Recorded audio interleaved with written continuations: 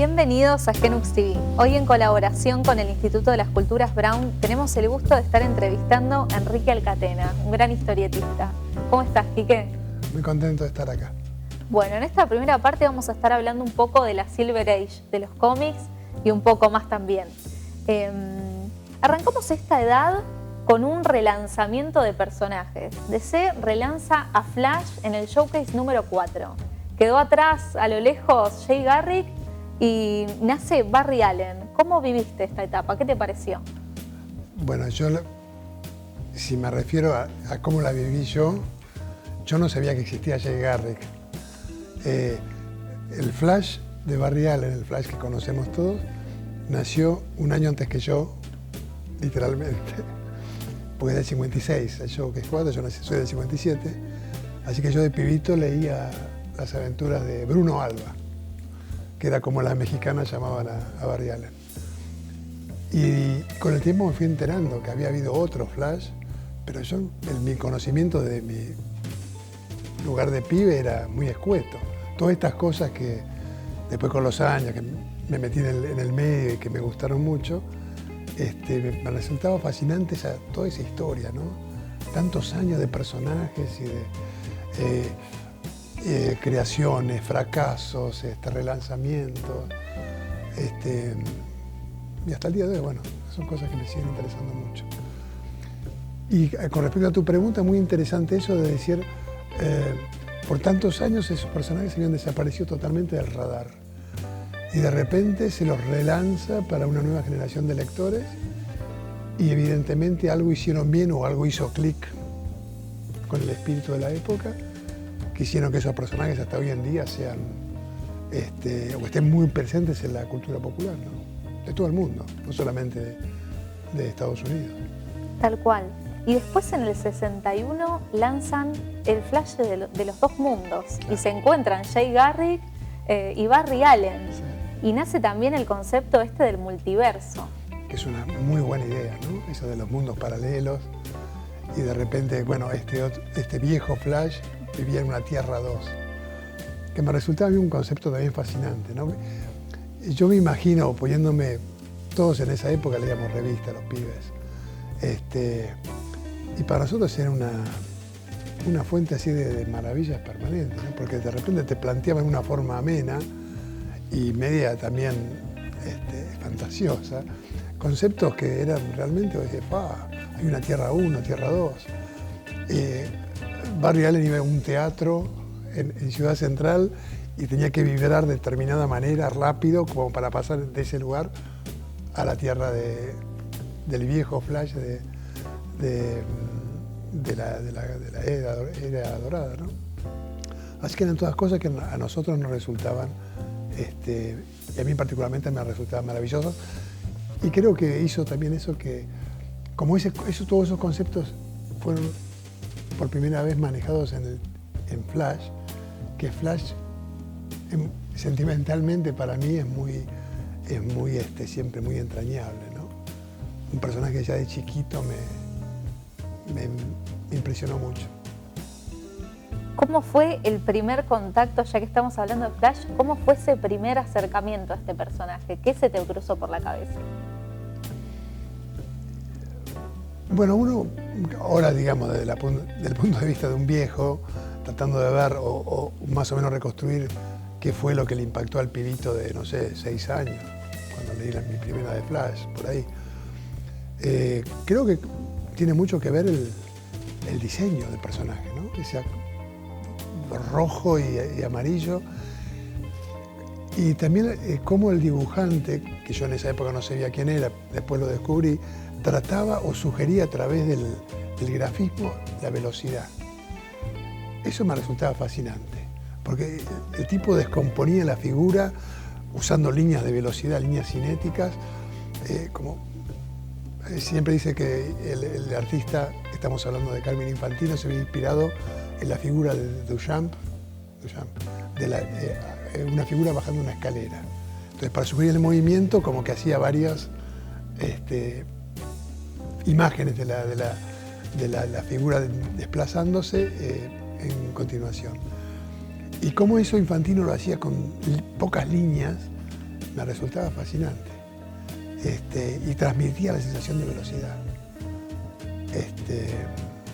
Y bueno, esas son las cosas que a uno después lo mueven a agarrar el lapicito y copiar y ver, a ver cómo me sale a mí eso, ¿no? Después, la Sociedad de la Justicia de América pasa a ser la Liga de la Justicia. ¿Cómo viste esto? Bueno, hay también otra cosa que tiene que ver con esto que hablábamos de Tierra 1 y Tierra 2. Cuando se cruzan estos dos grupos, me acuerdo de la tapa, me acuerdo del lugar, el kiosco donde estaba, cerca de casa, en una que se llamaba Crisis en Tierra 1, que era justamente los héroes de nuestra Tierra moderna, Tierra 1, se encontraban con los viejos héroes. Y la tapa es icónica, ahora es muy famosa, están los campeones de la justicia de Tierra 1, o sea, Flash, Batman, Superman, Mujer Maravilla, tomados de la mano como una sesión de espiritismo, y de una bola mágica en el medio de la mesa, en una nube, surgen todos estos viejos personajes. Y yo dije, chao, ¿quiénes son estos? Porque claro, los que estaban abajo los conocía, pero estos que estaban en la nube, decía, ¿quiénes son? Pues tenían fachas raras, trajes raros. Y entonces ahí, claro, después descubrí que eran estos viejos héroes que yo no sabía que habían existido. Y eso de repente te abre ese panoramita que vos tenés de este mini universo de personajes, te lo descorría así para atrás. Digo, chao, ¿dónde estarán esas revistas? ¿Dónde están las aventuras de estos tipos? Que por supuesto no eran inconseguibles acá en la Argentina, ni que hablar. Y en Estados Unidos ya eran cosas de los años 40. Pues ya dejaron de salir los años, principios de los 50. Así que bueno, son esos hitos en la memoria historietística. Y el año 61 fue clave para Marvel Comics. Stan Lee y Jack Kirby lanzaban Los Cuatro Fantásticos, sí, y empezamos a ver personajes capaz con rasgos más humanos, más parecidos a uno. ¿Qué te pareció eso? Sí, me acuerdo que sí, yo también descubrí Marvel un poquito más centrado ya en la década de los 60 y era marcada la diferencia. Y ahora, viéndolo para atrás, te das cuenta como que en qué se diferenciaban bien Marvel y DC. DC eran los argumentos, eran las historias, pero los personajes eran medio de madera, digamos, o eran intercambiables, o sea, en términos de personalidad no había mucha diferencia entre Linterna Verde y Flash. En cambio, en Marvel, creo que eso fundamentalmente fue Stan Lee, dotó a los personajes de rasgos más con los que uno más podía relacionarse, ¿no? O sea, pensaban en voz alta, actuaban de otra manera. Es como que Marvel se fijaba más en los personajes y no tanto en los argumentos. Como que primaba más la idea de desarrollo de personajes, historias que eran llevadas adelante por el conflicto entre personajes, que por una idea de un plot X, que era lo usual en DC, ¿no? Y también eso amplió el panorama y amplió con otro universo de personajes que se sumó al que ya uno conocía de DC de años anteriores. Y calculo que, bueno, el haber leído todas esas revistas, tanto la de Marvel como la de DC, a esa edad temprana lo marcan a uno, ¿no? O sea, yo lo he dicho otras veces, ya dije, bueno, yo quiero hacer esto. En algún momento quiero vivir de esto. Y luego nace Hulk, Spider-Man, sí, Thor, los X-Men, Doctor Strange. Sí. De todo esto, ¿qué es lo que más rescatás o lo que más te gustó en el momento? Todo. La variedad, el acicate y el estímulo a la imaginación. O sea, porque era leerlo y ir corriendo a dibujar. Me acuerdo que varios en la escuela dibujamos. Personajes, nos inventamos nuestro personaje, por supuesto, totalmente calcado de lo. Y uno vivía un poco en ese mundo de las revistas, ¿no? Porque pensé que también tenía una presencia muy fuerte las revistas de historietas en esa época, porque también teníamos la tele, pero la tele era blanco y negro, no tenía 24 horas de dibujitos animados, era mucho más austero todo en general. el cine, ibas al cine cada 15 días, te llevaban tus viejos, o ibas al cine de barrio a ver 3 películas, un poquito más grande, pero no nos divertimos. Cuando a la hora de leer, la revista o la historieta tenía una presencia muy marcada, y calculo que eso también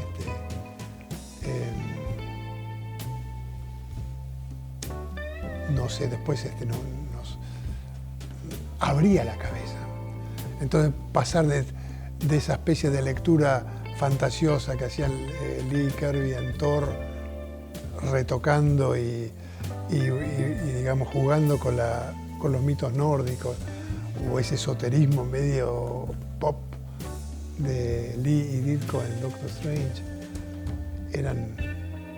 eran como abrir los ojos una vez y otra vez, así con mucha maravilla. Y esta era, sin dudas, fue un punto de partida de conceptos que después se siguieron utilizando, como la continuidad, la incorporación de la ciencia ficción en los cómics. ¿Cómo describirías vos esta etapa? ¿La Silver Age o lo que vino después? La Silver Age. Y para mí es un poco lo seminal, ¿no? O sea, es un poco donde surgió todo lo que vino después. Yo creo que hasta hoy en día, ¿no? Si vos ves mucho de ahora este universo fue trasladado al cine, ¿no? Sobre todo las películas de Marvel, que tienen mucha presencia en la cultura popular o el entretenimiento hoy en día. Y vos ves que los conceptos fundamentales que ves en esta película, o las ideas, son las que aparecieron en esa época. Por eso para mí es, digamos, si ha habido otro momento. Estamos hablando del género de superhéroes, acá específicamente, porque la historieta es mucho más que eso. Pero lo que a este género en particular se refiere, para mí esos años fueron fundamentales. Y un poco los que marcaron el rumbo a lo que vino después.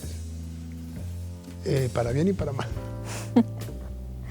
Y salimos un poco de la Silver Age y pasamos a la Edad de Bronce. Se caracteriza por poner un poco el orden a todo esta locura del multiverso, las continuidades y demás. Y en el 86 DC lanza Crisis en Tierras Infinitas. Vos en esa época ya estabas trabajando como historietista. Sí. ¿Cómo viviste este hecho tan importante del cómic?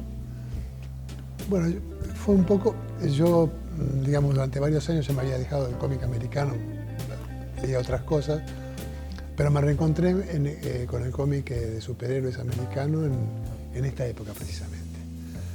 Y que fue una época también bastante interesante porque por la apertura a otras temáticas y otras formas de tratar el género. Y Crisis fue Crisis en Tierras Infinitas. Para mí fue innecesario porque DC borró de su universo, digamos, esa variedad de mundos múltiples que había caracterizado, ¿no? Tierra 1, Tierra 2, Tierra 3. Y conceptos muy lindos, como en Tierra 3 no hay héroes, son todos villanos. Eran ideas piolas. No sé qué necesidad había de ordenar todo eso. Por fin de cuentas, estamos hablando de historietas de género, que no tenemos que hacer una exégesis de la Biblia acá. Son historietas pensadas para entretener. Pero bueno, como fuera, era una buena historieta y entretenida, y creo que también atrajo a nuevos lectores, ¿no? Pero otra vez, ¿ves? Te decía ahí, todos los personajes que están ahí, o los personajes fundamentales, eran todos personajes que ya venían de mucho antes. Pero más allá de Crisis Tierras Infinitas, esta época para mí es interesante por otras cosas, ¿no? Como fue Watchmen, y realmente lo que significó Watchmen en la historieta, y no solo la de género. Y dentro del género la de The Dark Knight, que para mí son dos obras interesantes. Bien, justamente en eso quería puntualizar. La edad moderna de los cómics nace con esta obra tan icónica de Alan Moore, Watchmen. ¿Qué pensaste en ese momento y hoy, a lo largo del tiempo, realizás alguna nueva valoración de la obra? No, me sigue pareciendo una obra maestra. Mirá, sí, hay dos historietas que yo en mi vida leí de un saque, que no la podía largar. Una fue El Eternauta, que me cebé, era un adolescente yo. Y otra fue cuando me prestaron Watchmen. Era de noche. Yo decía, no la quiero largar. No sé, me pasé la noche en vela. Y encima tenía que llevar a las nenas a la escuela. Después era un garrón, porque esa noche no descansé. Pero no la podía soltar. Dije, ¿qué es esto? No había leído una cosa igual. Me parece que ahí el tema de los superhéroes es como una excusa para contar una historia mucho más ambiciosa que tiene que ver con cosas profundas realmente. Una obra fundamental, y sigo creyendo que Alan Moore es, no sé, me parece que es uno de los grandes autores del cómic y ya que ha trascendido el cómic. Descubrir la obra de Alan Moore, descubrir La cosa del pantano de Alan Moore y todo lo que vino después, para mí ha sido una dicha total. Muy lejano de esa cosa ingenuota de mi niñez, pero igual de cautivante, ¿no? Bien, y después sale Batman The Dark Knight Returns, con Frank Miller. ¿Cómo viviste esta nueva etapa más oscura ya de Batman y después de los personajes en general de la historieta? Sí. Bueno, The Dark Knight es una muy buena historieta, pero es verdad que inauguró, sin quererlo, quizás como Watchmen también, esa nueva encarnación de estos encapotados, de estos enmascarados como seres atormentados, oscuros, y ya no sintonizo tanto con eso. No sintonizo con el tema de hacerlos torturados a estos personajes que fueron pensados para chicos. Es más, hasta por eso para mí no me gustan las películas de Batman, porque es un vigilante antipático y hasta absurdo. ¿Para qué se viste así? O sea, si los llevas al terreno de la realidad, al mundo en que vivimos, estos personajes se enaguan por todas partes. Es una opinión totalmente personal, pero digo, para que funcionen tiene que estar en este mundito de los cuadritos, porque si no, a mí me hacen ruido, me rechinan. Dicho esto, Dark Knight es una buena historieta porque era qué pasaría en el futuro cuando Batman ya es un tipo viejo, en un mundo mucho más oscuro en el que él creció.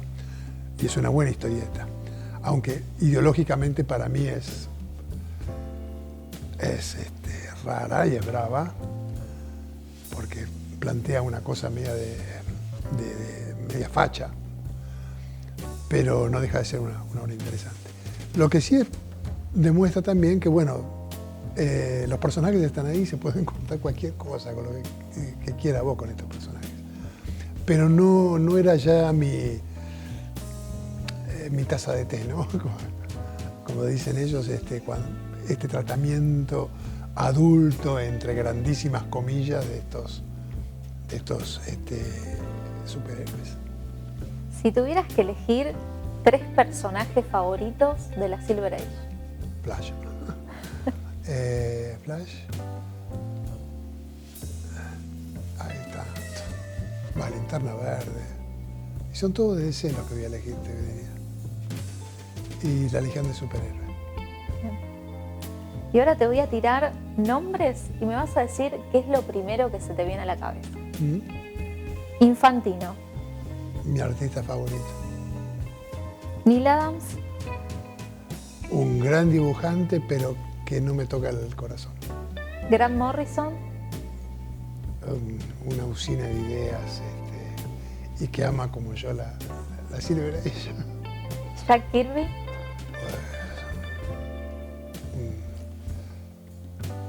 Un genio realmente. No sé, Kirby es único, es raro.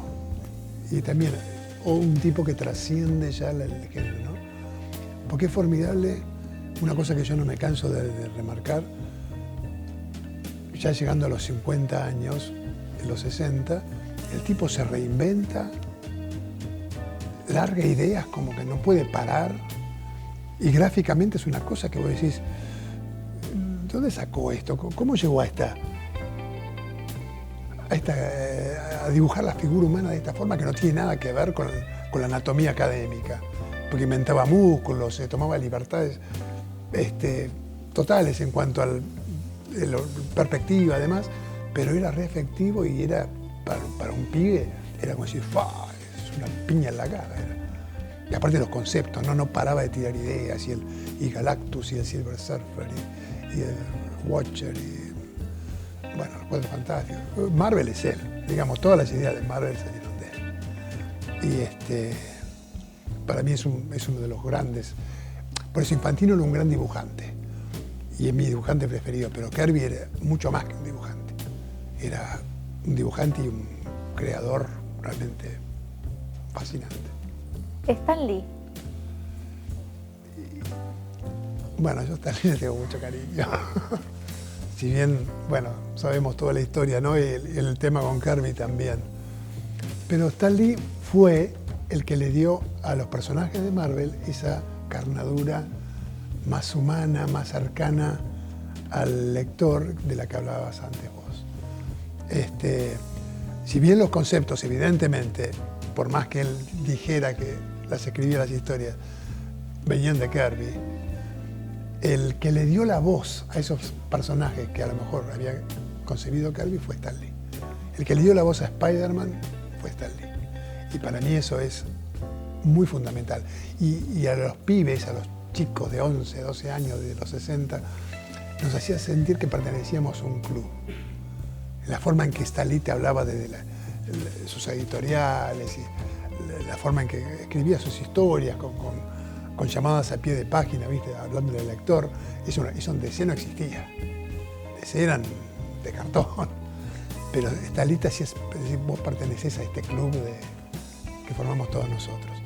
Y aparte no puedo olvidar que me dio bola por teléfono, ¿viste? Y para mí eso es un pibe de 11 años, que habla por teléfono con él, el tipo lo atiende, y me da charla, y me atiende bien, y después me manda una caja con revistas, digo, bueno. Es como increíble. Roy Thomas. Un escritor que a mí me gustó mucho. Quizás a lo mejor hoy en día quedó viejo, pero fue un poco el sucesor de Stan Lee, ¿no? En Marvel. Pero fue el que llevó Conan a la historieta. Y que marcaría también el fin de la Silver Age, porque muchos dicen la Silver Age termina, entre otras cosas, con la introducción de este nuevo género que hasta ese momento de verdad no existía en los cómics, que era el de la espada y brujería, que era más oscuro, que era más adulto, que era más violento, porque ahí gente moría, había espadazos, no había sangre, no había cabezas cortadas, pero se sugería, ¿no? Estaban en ese mundo salvaje de Conan. Y los guiones que hizo Roy Thomas de Conan eran buenísimos. Así que tiene un lugar muy especial en mi recuerdo. Chris Claremont. Chris Claremont, bueno, un poco un continuador de Stan Lee, ¿no? Para otra sensibilidad, para otra época, pero eso también de ahondar en la humanidad de los personajes. Aunque no está entre los que yo más admiro o cultivo en el trato de la lectura. Alan Grant. Primero y principal, un amigo al que quise muchísimo y al que he lamentado muchísimo su partida. Alan para mí es eso, es estar en casa con él tomando mate, que le encantaba el mate cuando descubrió acá, y tuve la suerte de trabajar con él.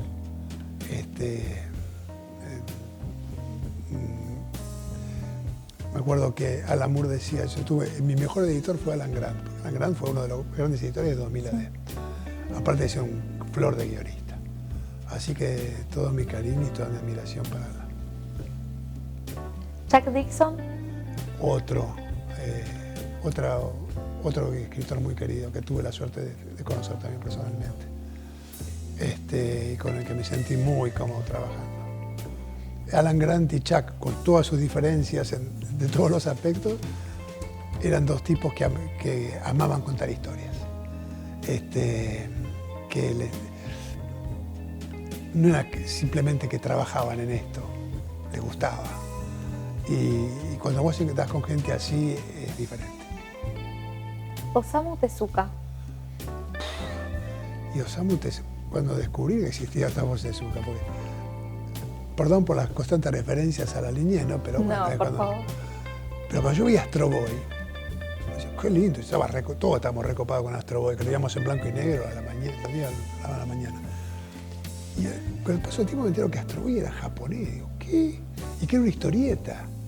Digo, ¡fua! Y acá ese material, en esa época, no se conseguía. Digo, qué lindo tener revistas de Astro Boy. Con el tiempo descubrí lo que era el manga, pero, y bueno, Astro Boy. Entré al manga por Astro Boy, que sigue siendo para mí una de las obras más lindas que haya leído, ¿no? Y bastante desgarradora también, a pesar de ser pensada para chicos y todo, hay muchas cosas, pero me parece, bueno, Osamu Tezuka, bueno, similar a Kirby, ¿te das cuenta? Una usina de ideas, eso es formidable. Sí, de marcar un estilo que, digo, hasta el día de hoy se sostiene. Y el tipo una y otra, y no paraba, y tal. Máquinas de generar. Sí. Bueno, esta fue la primera parte de la entrevista a Quique Alcatena. Gracias, Quique. Un placer. Nos vemos en la próxima.